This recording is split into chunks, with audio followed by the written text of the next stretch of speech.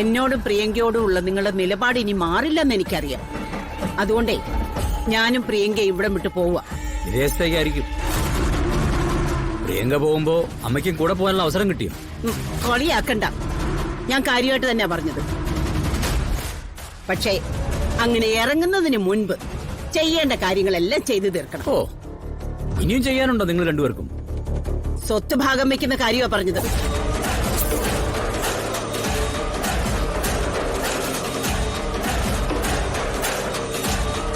നിന്റെ സ്വത്തില് പ്രിയങ്കയ്ക്ക് അവകാശമുണ്ടല്ലോ. അതെ, പ്രിയങ്കയുടെ പേരിൽ എഴുതി കിട്ടണം. ഏത് സ്വത്തിന്റെ കാര്യം അമ്മയെ പറയുന്നേ? ദേവേട്ടൻ എന്താ കോടിക്കണക്കിന് കൂട്ടി വെച്ചിട്ടുണ്ടോ? അങ്ങനെ കൂട്ടി വെച്ചിട്ടുണ്ടെങ്കിലേ അതെടുത്ത് വളർത്തുപുത്രിക്ക് കൊടുത്താ മതി. ഞാൻ ചോദിക്കുന്നത് എന്റെ അവകാശമാണ്. ഈ വീടും പറമ്പും എന്റെ പേരിൽ എഴുതി തന്നേക്കും. പിന്നെ ഞങ്ങൾ ആരെയും ശല്യപ്പെടുത്തില്ല. കുടുംബത്തിലെ കാരണവരുടെ സ്ഥാനത്തെന്ന നിലയ്ക്ക് എനിക്കും അത് തന്നെയാ അഭിപ്രായം. എത്രയും പെട്ടെന്ന് സ്വത്ത് പ്രിയങ്കയുടെ പേരിലാക്കിയിരിക്കണം. എനിക്ക് സൗകര്യമില്ല.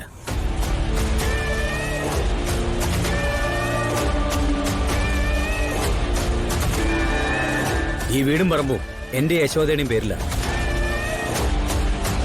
അച്ഛനമ്മമാരുടെ സ്വത്തിൽ മക്കൾ അവകാശം ചോദിക്കുന്നതിൽ തെറ്റൊന്നുമില്ല. പക്ഷേ ഇപ്പൊ എല്ലാറ്റിനും തെളിവുകളാണല്ലോ പ്രധാനം. തെളിവുകൾ ഉണ്ടാക്കുന്നതിലും ശേഖരിക്കുന്നതിലും രണ്ടുപേർക്കും നല്ല മിടുക്കുമുണ്ട്. എന്റെ യശോദയുടെയും സ്വത്തുക്കൾ പ്രിയങ്കയുടെ പേരിലേക്ക് മാറ്റി എഴുതണമെങ്കിൽ പ്രിയങ്ക ഞങ്ങൾക്ക് ജനിച്ചാന്നുള്ളതിന് തെളിവുണ്ട്.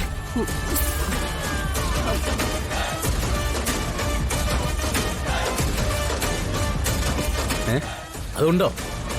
ഞാൻ നിങ്ങളുടെ മകളാണെന്നുള്ളതിന്റെ തെളിവാണോ? അത് അച്ഛനും അമ്മയ്ക്ക് അറിഞ്ഞൂടെ? അറിയില്ല. പ്രസവിച്ച സ്ത്രീ പറയുന്നതാണല്ലോ സത്യം. യശോദ പറയട്ടെ. ഞാൻ ഒരു മകളെ പ്രസവിച്ചിട്ടുള്ളൂ. അത് ഇവളല്ല, രാധികയാ.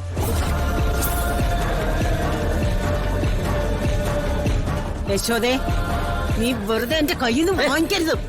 തൊട്ടുപോരുത് അവളെ.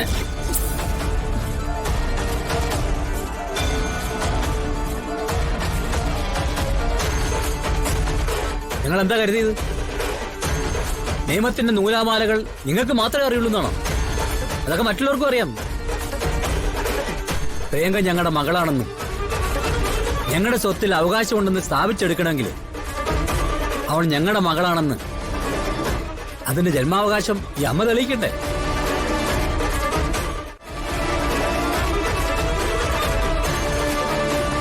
അച്ഛൻ കരുതിക്കൂട്ടി പ്രതികാരം തീർക്കല്ലേ?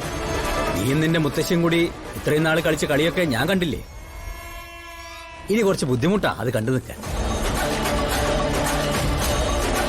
നീ തെളിയിച്ചോ, നീ കേസ് കൊടുത്തോ. കോടതിയിൽ നിന്ന് വിളിപ്പിച്ചാലേ ഞാനും യശോദയും മൊഴി കൊടുക്കാൻ തയ്യാറാ. ഒപ്പം നടന്നവളെ തെരുവിലേക്ക് വലിച്ചെറിയണമെന്ന് പറഞ്ഞപ്പോ മുതല് തേങ്ങുന്നതാണ് ഞങ്ങളുടെ മനസ്സ്. ആ നിന്നോട് ഇനി ക്ഷമിക്കേണ്ട കാര്യമില്ല. ഇവിടെ സ്വത്ത് ഭാഗിക്കാനുമില്ല, അതിന്റെ പേരിൽ നിനക്കൊരു പരിഗണന തരാനുമില്ല. നിന്നെ കൊണ്ടാവുന്നത് നീ ചെയ്യ്. ദേവട്ടവാ. ദേവ, രാധികയ്ക്ക് വേണ്ടി നീ വാശി പിടിക്കണ്ട. പ്രിയങ്കയുടെ അവകാശം നീ കൊടുത്തേ പറ്റൂ. അമ്മ മാറി നിൽക്ക്. മാറി നിൽക്കാനാ പറഞ്ഞത്. പണത്തിന് ബുദ്ധിമുട്ടി നടക്കാന്നറിയാം. അതുണ്ടാക്കാനുള്ള സകല മാർഗം നോക്കുന്നുണ്ടെന്ന് അറിയാം. പക്ഷെ ഇനി വഴങ്ങിത്തരാൻ എന്നെ കൊണ്ട് പറ്റില്ല. ഇനി വിഡ്ഢിയാവാൻ എന്നെ കൊണ്ട് വയ്യ.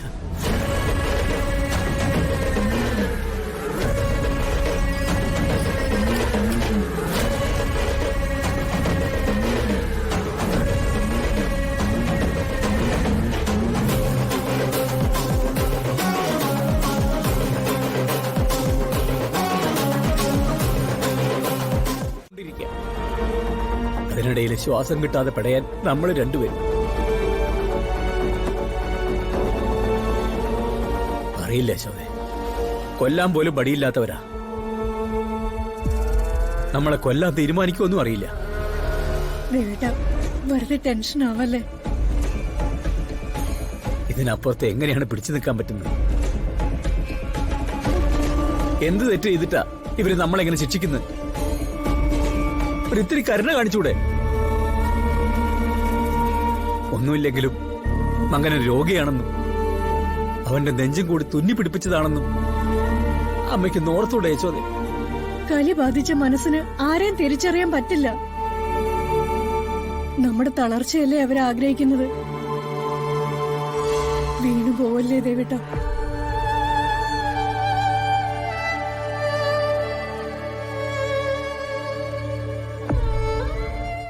നീ സമാധാനായിട്ട് കിടന്ന് ഉറങ്ങിക്കോ മോളെ. ഫിദാമേടത്തിന് ഒരു കുഴപ്പമില്ല. ഞാനിനി ഭഗവാന്റെ മുന്നിൽ പോയി പ്രാർത്ഥിച്ചിട്ടേ കിടക്കുന്നുള്ളൂ. കോൾഡ് മാറണേ, നാളെ നേരം വെളുക്കുമ്പോ അത് ഉണ്ടാവില്ലേ എന്ന്. ഞാൻ പ്രാർത്ഥിച്ചോളാം ചേച്ചി. ചേച്ചി മാഡത്തിനോടൊന്ന് പറയണേ. ആ ശരി.